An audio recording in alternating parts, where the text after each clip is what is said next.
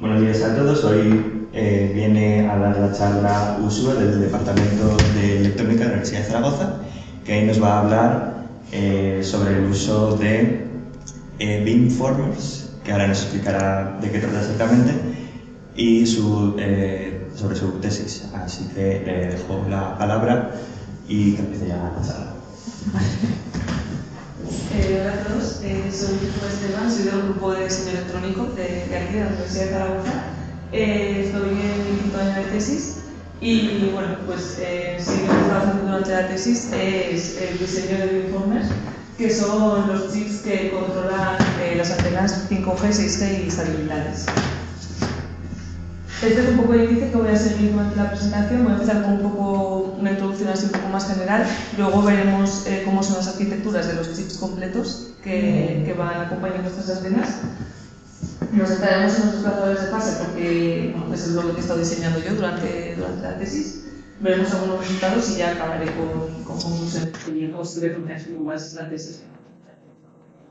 Vale, en la sociedad de hoy en día las comunicaciones inalámbricas es algo imprescindible, no podemos imaginarlas sin dispositivos inalámbricos. Y esto hace que el espectro de radiofrecuencia esté muy saturado y nos hace ir siempre hacia frecuencias más altas para encontrar ancho de banda disponible, con los retos de diseño que esto supone. Cuanto más altas sean las frecuencias, más complicados son siempre los diseños electrónicos que son necesarios. En la banda milimétrica, que es en la banda en la que estoy diseñando yo, nos encontramos que hay un mayor ancho de banda disponible, pero es verdad que a frecuencias tan altas la señal se atenúa muy rápido cuando se propaga. Y esto hace que, bueno, pues como ventaja podemos utilizar la misma frecuencia en distancias cortas, con más profundidad y menos interferencias, pero como contrapunto pues es necesario focalizar el haz porque si no, no llegaría a los dispositivos que queremos que lleguen. Este proceso en el que focalizamos el haz en una dirección es el que se conoce como beamforming y se lleva a cabo mediante matrices de antenas. Otra ventaja es que a estas frecuencias la longitud de onda es corta y entonces también podemos disminuir el tamaño de las antenas haciendo posible integrarlas en chips. Yo la banda frecuencia en la que estoy trabajando es de 17 gigas a 22. Es una banda frecuencia que coincide con se solapa con la que en dispositivos comerciales se usa para la recepción de antenas matriciales. Pero bueno, en realidad este tipo de dispositivos y de chips se encuentran tanto en comunicaciones satelitales, que sería la SATCOM, y también las nuevas generaciones de comunicaciones 5G, 6G. En todas ellas, eso, necesitamos hacer beamforming y para ello antenas matriciales.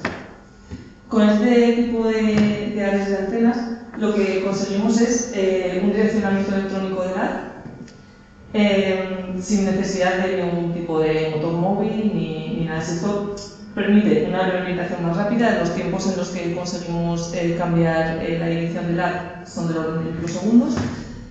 Y también hace posible trabajar con múltiples haces simultáneamente, es decir, que una misma antena esté apuntando a dos sitios a la vez. Y luego además pues, bueno, el consumo de potencia es bajo y también el coste. Este beamforming se consigue en cuanto al patrón de radiación, pues porque el patrón de radiación de la antena completa va a ser el producto del patrón de radiación de cada uno de los elementos radiantes, ¿vale?, que forman esta antena, por el factor de agrupación. Y este factor de agrupación es el que depende tanto de la disposición de las antenas, en este caso sería una disposición rectangular, pero las hay de otros tipos también, como también de la distribución de las amplitudes y de las diferencias de fase entre estas antenas que componen la matriz. Esto quiere decir pues, que modificando la fase vamos a poder modificar prácticamente totalmente el patrón de radiación que emite esta antena. Este sería un ejemplo de cómo se va orientando el lóbulo mayor del patrón de radiación, ¿no?, en función de, bueno, aquí esta columna es el desfase entre antenas adyacentes, ¿vale?, y esta columna sería el beta de esta ecuación, que es el ángulo en el que se orienta el patrón de radiación. Y bueno, esto sería para una red lineal. Y bueno, pues se puede ver que para distintos desfases pues conseguimos ir reorientando poco a poco ese patrón de radiación en una dirección determinada. En cuanto a la arquitectura de los chips, podemos encontrar arquitecturas que utilicen bloques sobre todo analógicos, pero también arquitecturas que usan bloques digitales. Y cada una de ellas tiene sus ventajas y sus desventajas. La ventaja de los analógicos es que en realidad nada más llegar la señal a la antena ya se controla la amplitud y la fase con los primeros bloques que hay tras la antena y se combinan. Entonces ya no hace falta muchos más bloques, entonces es un diseño que en realidad en cuanto al número de bloques que se necesita es sencillo y no consume mucha potencia, pero este tipo de diseños no nos va a permitir trabajar con múltiples haces simultáneamente. Eso, sin embargo, sí que se consigue muy fácil con un diseño digital, ya que bueno, pues podemos directamente de forma digital como dividir la matriz en submatrices y controlarlas independientemente. Pero a cambio vamos a necesitar una cadena receptora completa siguiendo a cada una de las antenas, lo cual incrementa el consumo de potencia y también la complejidad del diseño a nivel del número de bloques que se necesitan. Entonces, para buscar como un término medio, lo que las arquitecturas más ventajosas suelen ser las híbridas, que es en las que el array se divide en subarrays, de manera que dentro de cada subarray la señal es primero procesada de forma analógica y luego las señales que salen de cada uno de estos subarrays pues ya se procesan digitalmente. Entonces aquí ya pues con un menor coste y una menor complejidad conseguimos también trabajar con múltiples haces. Otra cosa que hay que tener en cuenta también es que a la frecuencia que estoy trabajando yo, que son en torno a 20 gigas, la distancia entre antenas es 7 milímetros. Esto implica que tiene que haber un alto nivel de integración en el chip, ya que en el espacio que hay entre 4 elementos radiantes es necesario introducir todos estos bloques. Es decir, esto es la cadena receptora y la transmisora para cada una de las antenas, ¿vale?, que van a formar esta matriz, con los bloques necesarios, que son pues, el control en la fase, el control en la amplitud y luego también combinadores y divisores. Entonces, al final pues, es importante también tener en cuenta esto a la hora de realizar los diseños, ya que no puedes ocupar todo el espacio que quieras. El frontend receptor normalmente nada, justo tras la antena lo primero que se encuentra en un receptor es un LNA, ya que la señal, como sea que va muy rápido, pues va a llegar siendo muy pequeña, entonces hace falta amplificarla sin meterle ruido, porque si no la enmascararíamos. Y luego ya es donde se introduce el desfase necesario, ¿vale?, en cada una de las antenas. Mientras que en el transmisor el orden es al revés. Primero introducimos el desfase que queremos y luego lo amplificamos para asegurarnos de que vamos a amplificar, de que vamos a enviar una señal que sea grande, ¿no?, que aunque luego se atenúe y llegue a donde queremos. Yo en la tesis me centro sobre todo en el diseño de desplazadores de fase pensados más para la cadena receptora, aunque se pueden usar normalmente los dos. Es más crítico que amplificador lo utilizas en cada uno de los frontends, pero el desplazador de fase puedes más o menos utilizarlo en ambos.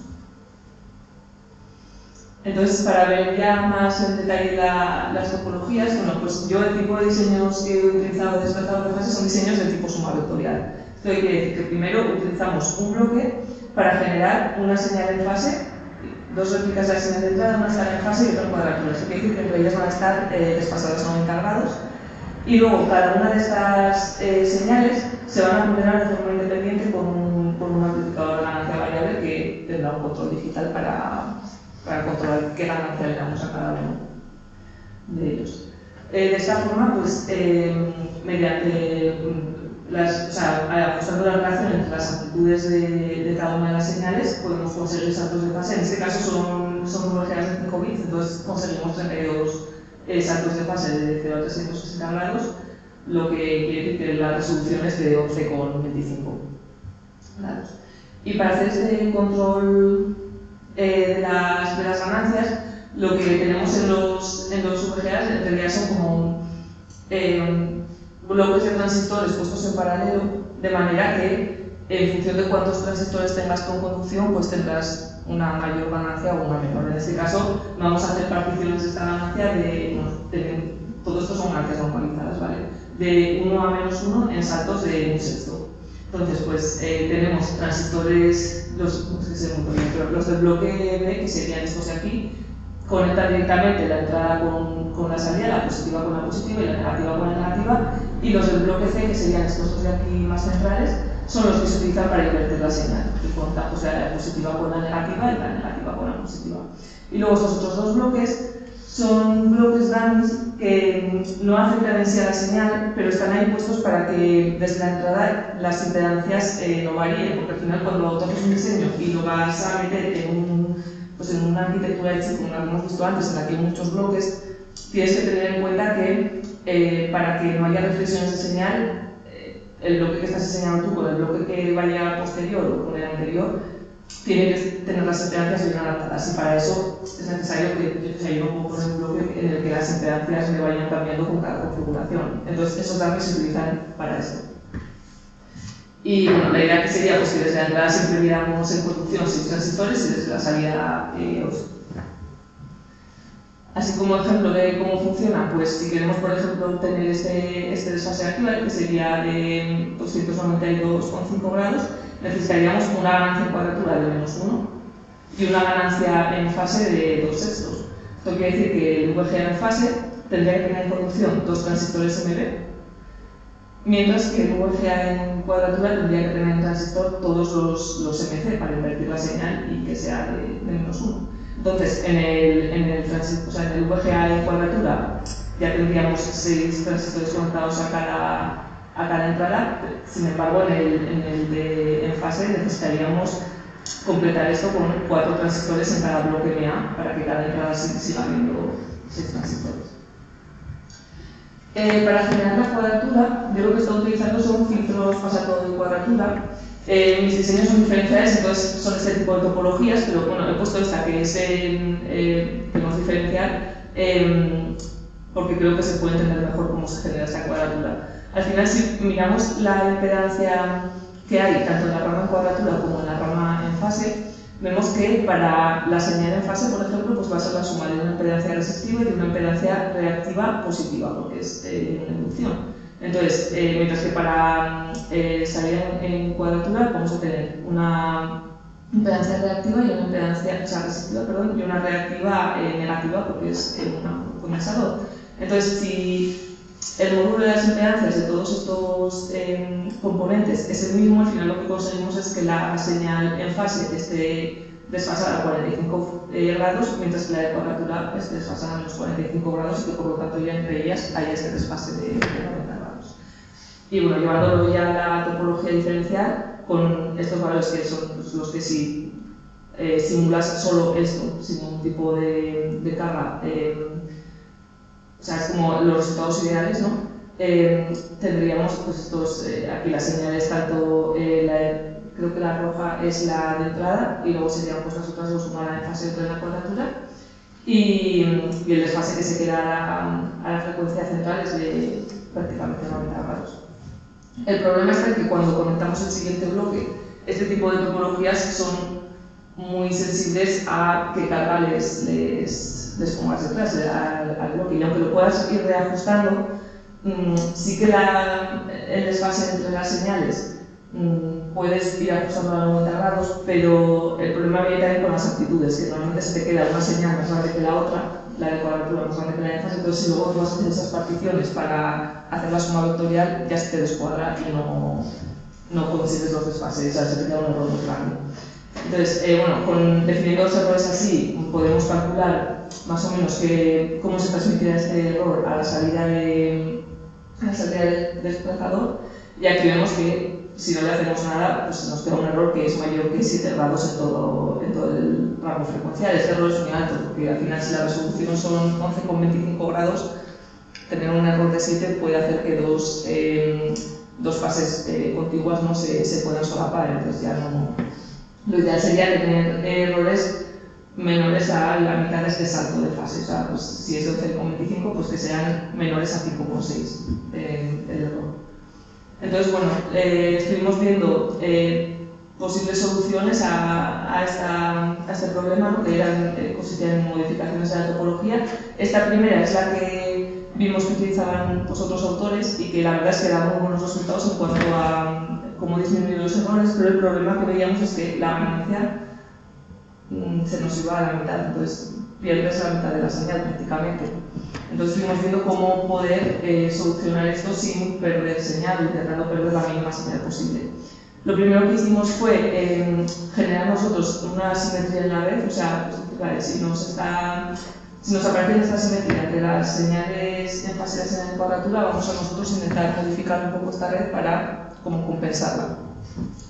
Y seguían quedando errores bastante altos. Lo siguiente que probamos fue poner una resistencia extra en la rama de la señal que nos quedaba mayor, que era la de cuadratura, entonces así como generar nosotros unas pérdidas controladas en esa rama, y esto ya sí que nos reducía más el error.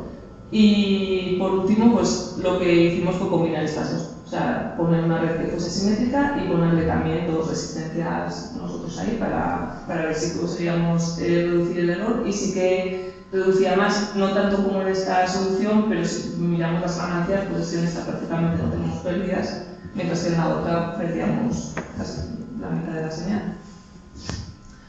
En cuanto a los amplificadores de ganancia variable, pues bueno, hemos probado distintos tipos, algunos de ellos basados en etapas cascode, que son pues, etapas que nos permiten tener mayor ganancia, ya que como habíamos visto que el generador de cuadratura pues, nos generaba pérdidas, una forma de compensarlo era intentar usar este tipo de topologías. Y luego también se probó una topología que también está basada en etapas cascode, pero en la que el inversor se pone como una etapa externa. Y entonces también lo que simplificábamos era el diseño del decodificador, porque hay menos puertas, o sea, sí, menos tensiones de control que controlar con estos 5 bits.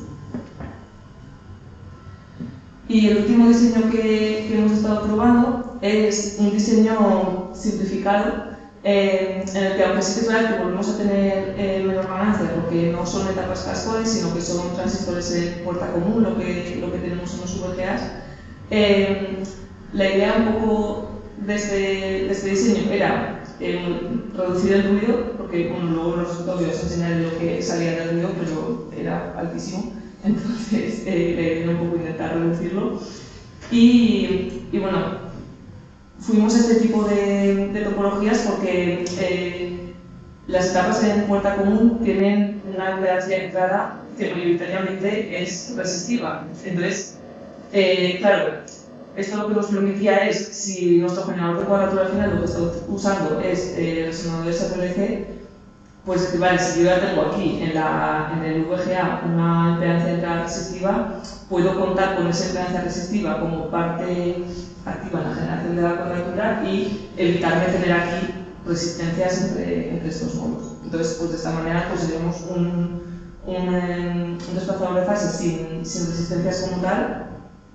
Las resistencias son elementos que generan bastante ruido. Y luego también pues, se simplificaba el diseño porque al final había menos elementos. Vale, hasta ahora lo que os enseñaba ha sido todo como imágenes esquemático, ¿no? Y quería poner también esta imagen porque una vez que tú tienes ya el diseño hecho en esquemático, el siguiente paso es hacer el diseño físico, que es ya una estructura de capas de metales los metales dependen de con qué fabricante trabajes. Y una vez que tú tienes ya eso caracterizado un diseño a nivel esquemático, el siguiente paso es realizar el diseño físico de tu circuito y simular teniendo en cuenta todos los efectos parásitos que van a aparecer debido a este diseño físico, ¿no? Que serían, pues, si tú tienes dos metales, por ejemplo, uno sobre otro, pues al final eso te va a generar una capacidad parásita y si dices, vale, pues le reduzco un poco la anchura para intentar que haya menos capacidad, vas a tener una resistencia mayor también parásita. Entonces, hay que todo el rato como tener en cuenta que van a aparecer estos efectos y normalmente cuando llegas a este punto de simulación te toca volver para atrás y volver a retocar cosas porque es que, o sea, es muy complicado tenerlos en cuenta desde el principio.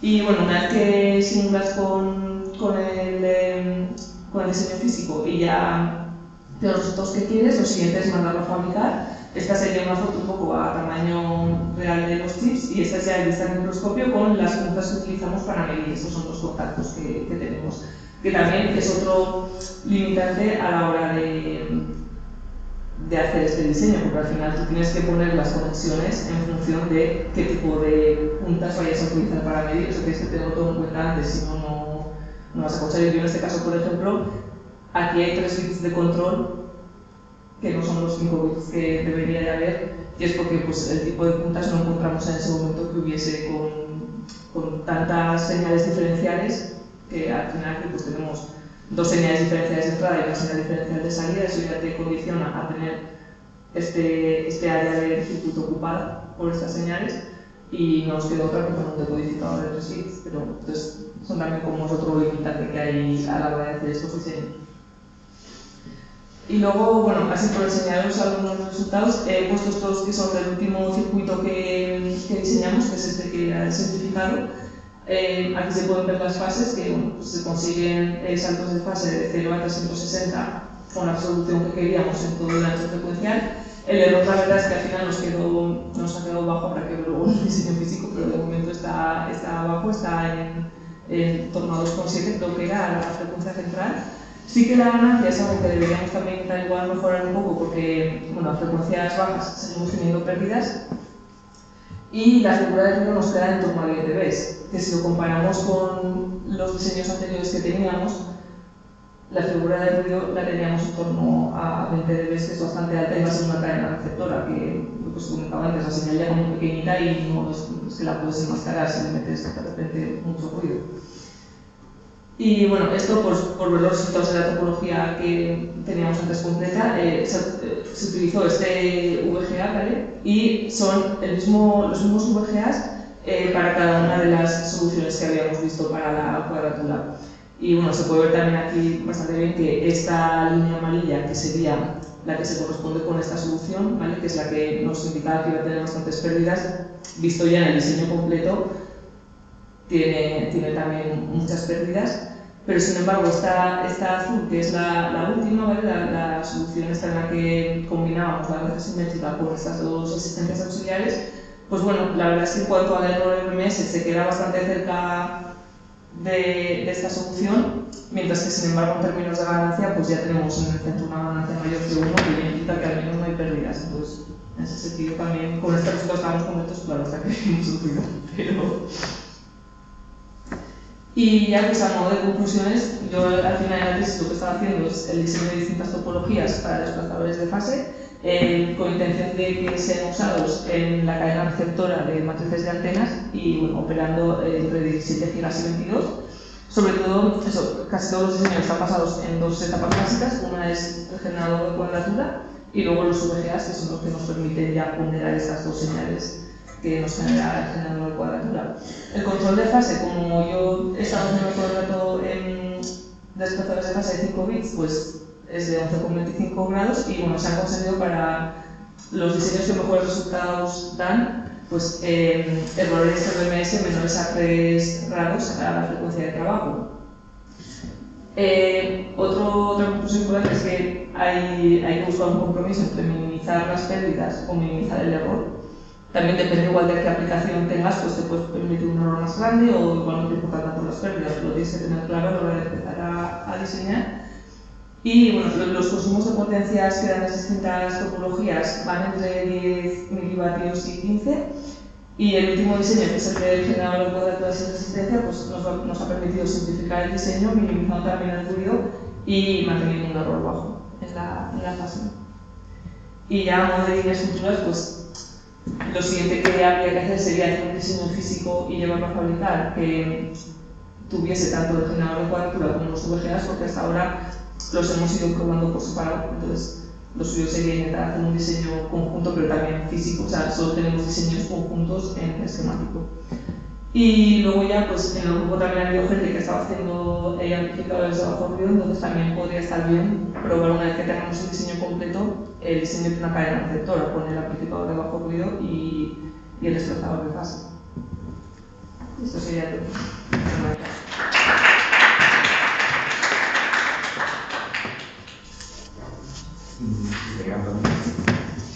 En el título de la charla hablas de antenas 5G, 6G y satelitales.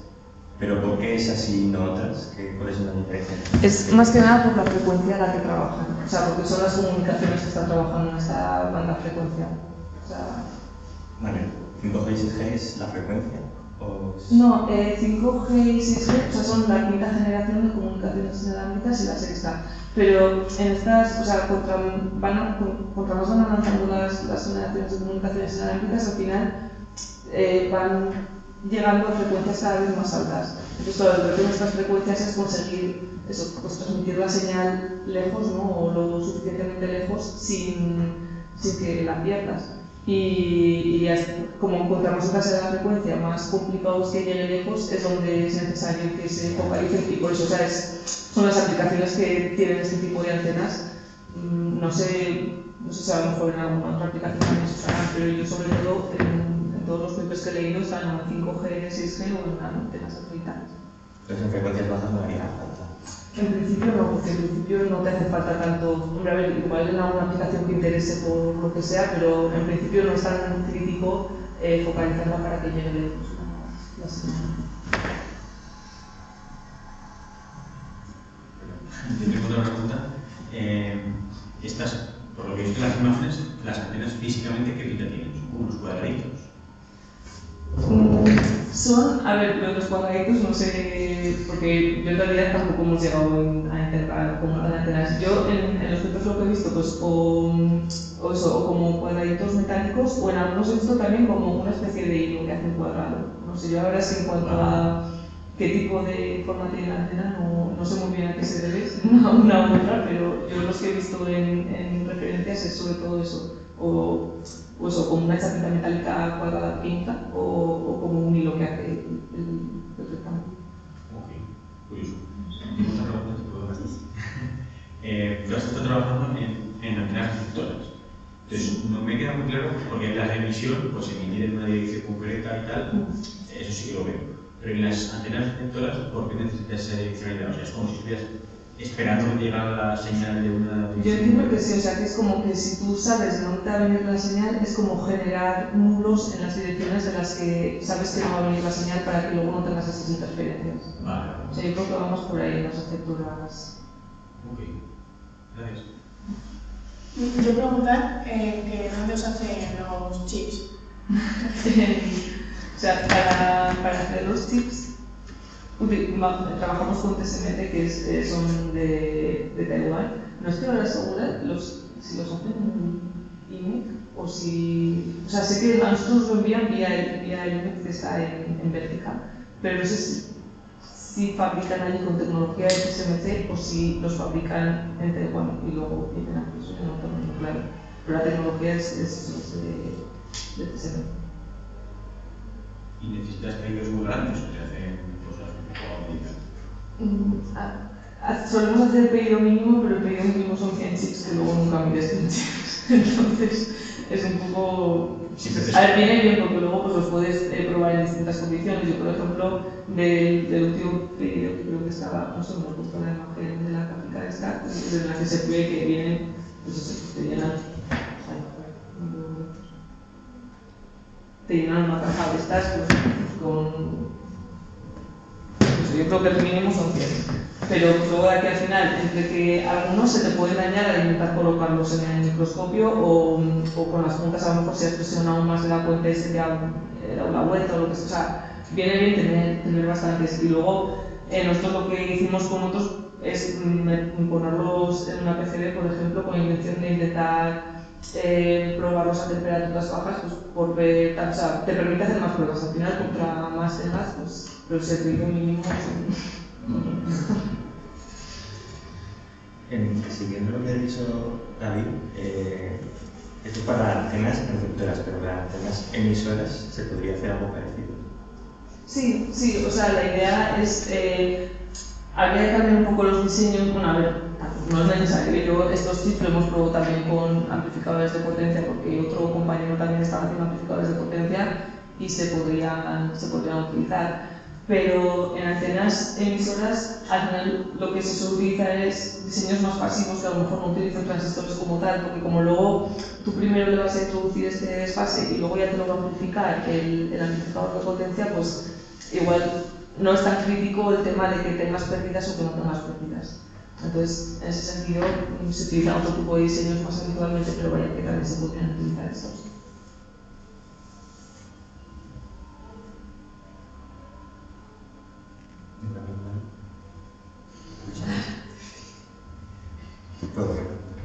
Si ya no hay más preguntas, muchas gracias por venir, por acabar la charla y muchas gracias al público por asistir.